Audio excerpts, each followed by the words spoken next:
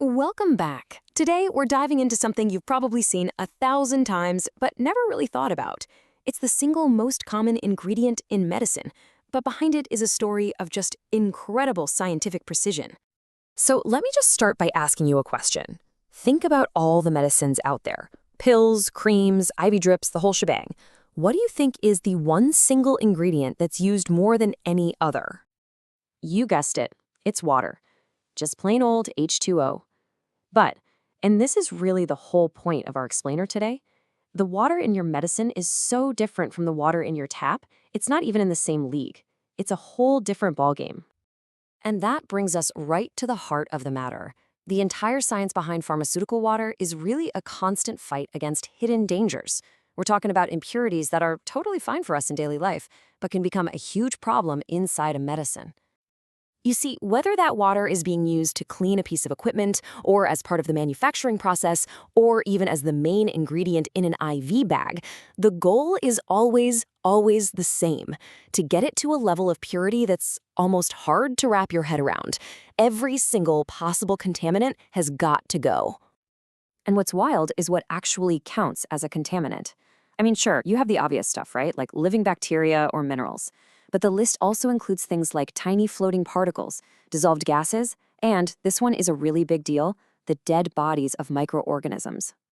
And that gets us to one of the biggest villains in the story, something called a bacterial endotoxin. So these are toxic bits that are part of the cell wall of some bacteria. Now, here's the problem. They only get released when the bacteria die. So you could do a perfect job killing all the live bacteria and accidentally leave these nasty toxins behind. A really fantastic way to think about them is as the lingering ghosts of bacteria. They're not alive, right? But if they get into your bloodstream, they can still do a ton of harm. We're talking fevers, serious inflammation. It's bad news. So getting rid of these ghosts is absolutely critical. So with all these invisible threats, how does the pharmaceutical world actually fight back? Well, it all starts with two basic fundamental grades of water. These are the two big workhorses that form the foundation for pretty much everything else.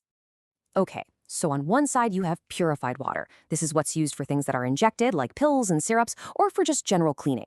Then you level up. You get to water for injection, or WFI.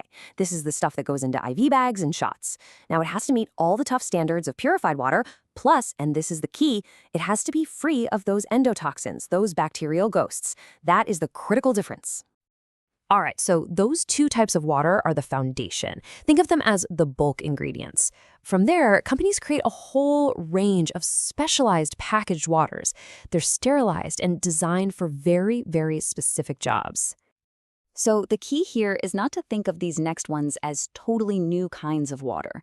Instead, think of them as custom applications. You take one of the two workhorses, you put it in special packaging, you sterilize it, and you give it a name that tells a doctor or nurse exactly what to do with it. And you can see that idea right here. You can take that ultra-clean WFI and package it in a tiny little vial for mixing a single shot. That's sterile water for injection. Or you could take the exact same WFI, put it in a big 1-liter bag for washing out a wound. That's sterile water for irrigation. Or you could add a preservative to it, and now you've got bacteriostatic water, which means you can use it for multi-dose vials. It's the same base water, just with a different purpose. And it works the other way, too. You can take regular purified water, package it up, and sterilize it for certain lab uses. And then there's this one, sterile water for inhalation. This one is super interesting. It's actually made from this super pure WFI, but because you're breathing it in, not injecting it, the rules for those endotoxins are a little less strict. And because of that, you can absolutely never, ever use it for an injection. Now, I know all these little differences might sound, well, a bit picky. But I'm telling you, choosing the right water is an incredibly high-stakes decision. Getting it wrong can have huge consequences, not just for the patient, but for the company making the drug, too. In fact, one of our sources put it just perfectly. It says, using a less stringent type of water could be a costly mistake. Similarly, using a more stringent type of water, when not required, could result in increased costs. And that's exactly what this is. It's a balancing act. It's all about finding the sweet spot between patient safety and economic efficiency. If a company cheaps out and uses water that isn't pure enough, they put patients at risk.